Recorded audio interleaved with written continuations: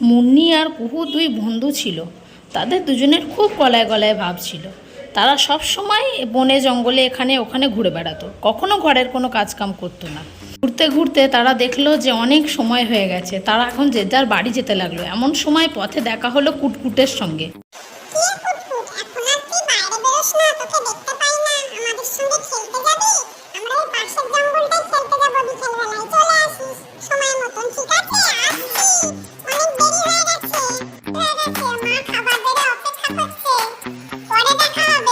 উঠতে উঠতে কুহু বাড়ি পৌঁছে গেল। বাড়ি গিয়ে সুন্দর গন্ধ পেল। ওর মা তখন খাবার রান্না করছে। সে ঘরে গিয়ে মাকে বলল,